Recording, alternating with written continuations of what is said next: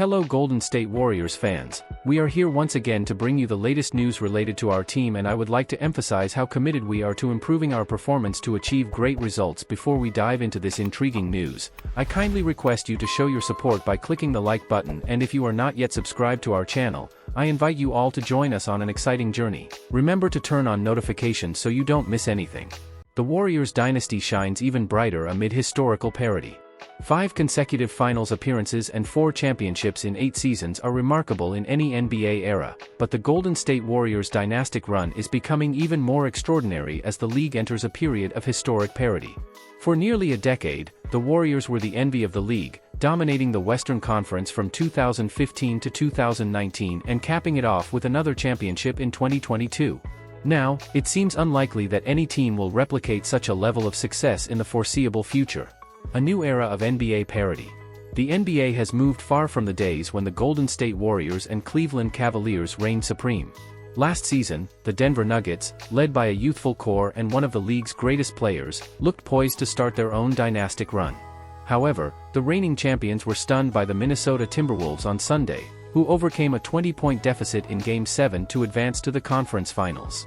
After the game, Nuggets coach Michael Malone highlighted the physical and mental toll on his team as they attempted to become the first repeat champions since the Warriors in 2018. "We take nothing away from Minnesota. We played until June last year. We had to play our main guys until Game 82 to secure a high seed. I think emotionally and physically, the guys are exhausted." Michael Malone. This quote underscores the monumental effort required by Golden State to reach 5 consecutive NBA Finals and even to rebound from 2 disappointing seasons to claim the championship once more. A league of unprecedented competition. Denver's elimination means the NBA will crown a different champion for the 6th straight season, marking only the second such 6-year span in history. The Timberwolves, Mavericks, Celtics, or Pacers will join the Nuggets, Warriors, Bucks, Lakers, and Raptors as champions over these past 6 seasons.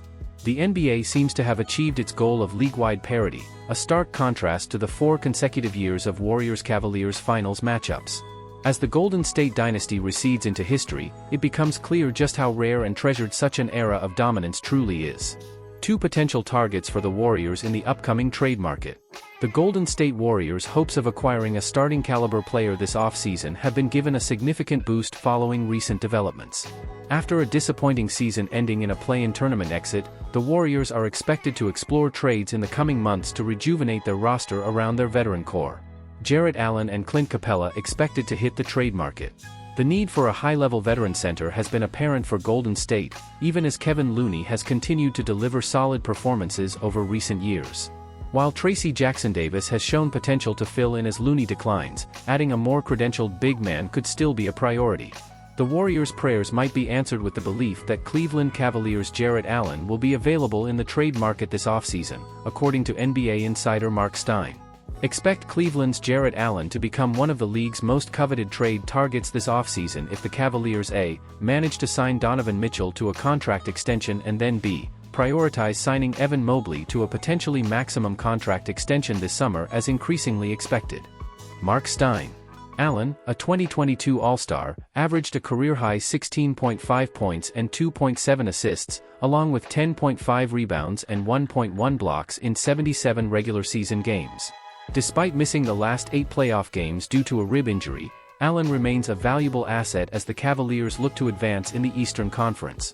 While acquiring Allen might require a significant trade package, the Warriors could consider a more cost-effective option by targeting Atlanta Hawks' Clint Capella. According to Stein, Capella is likely to be available, especially if the Hawks use their top draft pick on another center, like prospect Alex Sarr.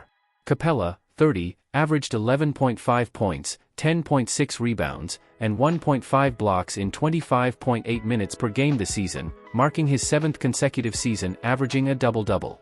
The 10-year veteran is set to earn $22.3 million in the final year of his contract next season.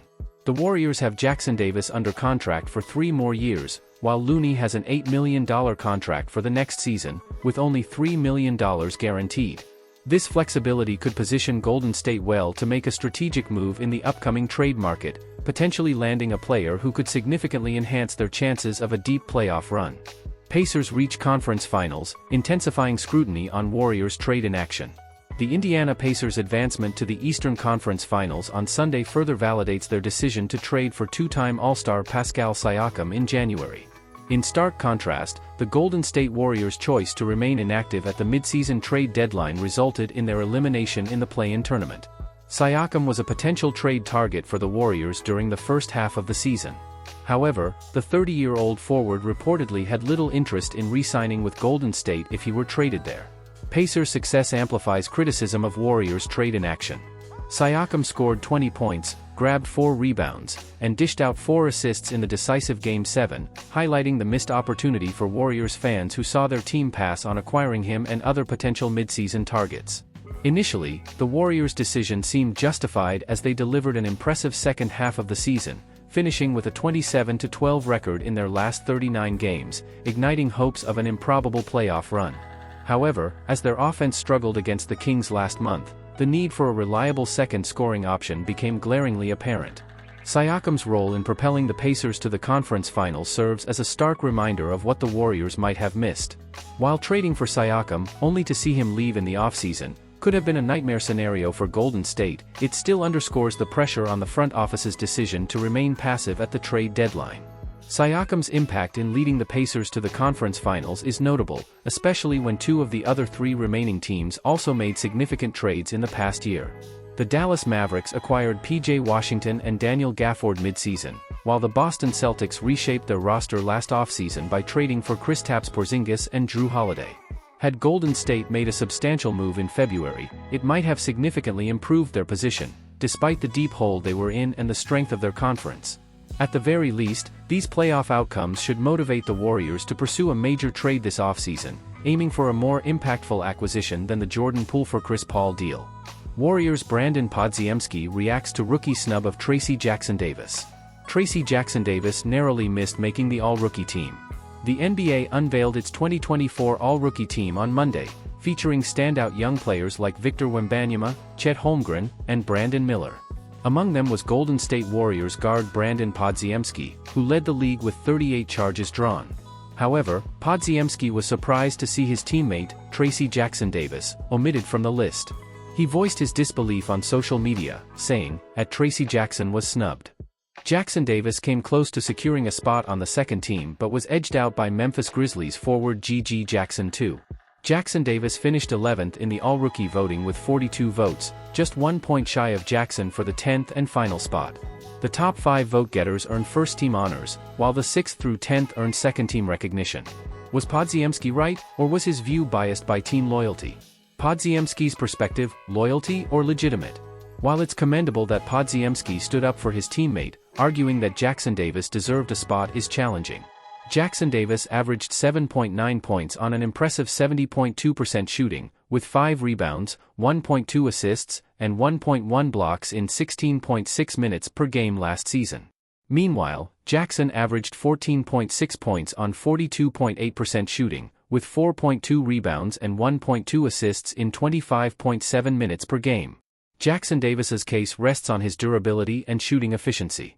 He played in 68 games, compared to Jackson's 48, and had a higher field goal percentage, largely because he didn't attempt three-pointers. Jackson's more significant role in his team's rotation likely tipped the scales in his favor. If anyone on the list might be replaced by Jackson-Davis, it could be Oklahoma City's Cason Wallace.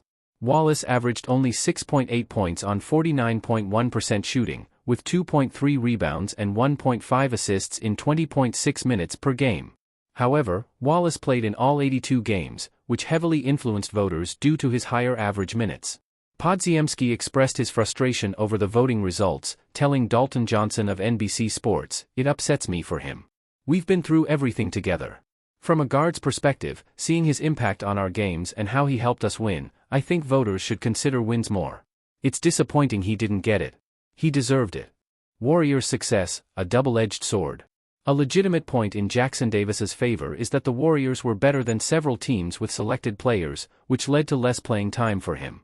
Wembanyama, Spurs; Brandon Miller, Hornets; Amen Thompson, Rockets; Keontae George, Jazz; and Jackson played for teams that finished below the play-in threshold this season, giving them more opportunities on the court. The process is not perfect, and voters can only work with the statistics presented to them. Jackson Davis will need to use this as motivation to come back stronger next season, making his worth undeniable and beyond